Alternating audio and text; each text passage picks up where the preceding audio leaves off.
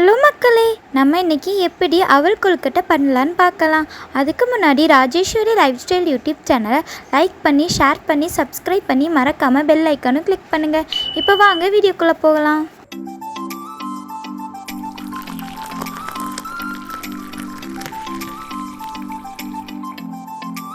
First 3 cup அவல் எடுத்து அதை நல்லா கழுவி 1/4 ஸ்பூன் உப்பு சேர்த்து நல்லா மிக்ஸ் பண்ணி கொஞ்சம் தண்ணி சேர்த்து ஒரு 20 நிமிஷம் ஊற வச்சு எடுத்துக்கோங்க. இப்போ 20 நிமிஷம் ஆகிட்டு பாருங்கள், இந்த மாதிரி தான் இருக்குது. தேவையான பொருட்கள் பார்க்கலாம். 1 ஸ்பூன் பாசிப்பருப்பு, 1 ஸ்பூன் உளுந்தப்பருப்பு, 2 பச்சை மிளகாவை குட்டி குட்டியாக கட் பண்ணிக்கோங்க. அப்புறம் 1 கொத்து கருவேப்பிலையும் குட்டி குட்டியாக கட் பண்ணிக்கோங்க. அப்புறம் 1 கப்பு தேங்காய்.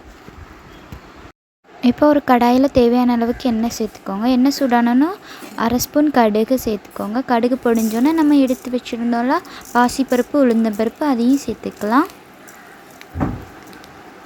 அப்புறம் பச்சை மிளகாய், அப்புறம் கறிவேப்பிலை, இதெல்லாம் சேர்த்து கொஞ்சம் நல்லா கிளறி விட்டுக்கோங்க. இப்போ இது கூட தேங்காயும் சேர்த்துக்கோங்க. தேங்காயும் சேர்த்து நல்லா கிளறி விட்டுக்கோங்க.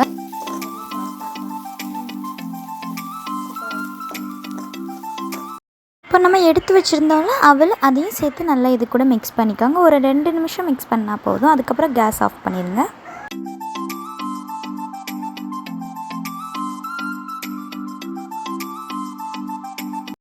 இப்போ ஒரு இட்லி குட்டுவத்தில் பாதி அளவுக்கு தண்ணி ஊற்றி ஒரு இட்லி ஸ்டாண்டு வச்சு அதுக்கு மேலே ஒரு வெள்ளை கலர் துணி வச்சுக்கோங்க. அதுக்கப்புறம் நம்ம ப்ரிப்பேர் பண்ணி வச்சுருந்தோம்ல அவல், அதை நல்லா உருண்டை பிடிச்சி இட்லி குட்டுவத்தில் வைக்கலாம். நல்லா டைட்டாக உருண்டை பிடிங்க, அப்போ தான் உடஞ்சி போகாது.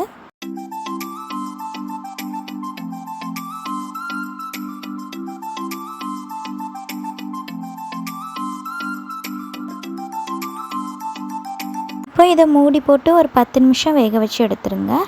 பாருங்கள், இப்போ நமக்கு கொழுக்கட்டை நல்லா டேஸ்ட்டாக ரெடி ஆயிடுச்சு.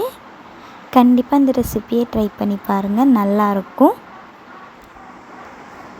இந்த ரெசிபியை ட்ரை பண்ணிவிட்டு மறக்காமல் கமெண்ட் பண்ணுங்கள். இந்த மாதிரி சமையல் வீடியோ, லைஃப் ஸ்டைல் வீடியோவுக்கு ராஜேஸ்வரி யூடியூப் சேனலை சப்ஸ்கிரைப் பண்ணுங்கள்.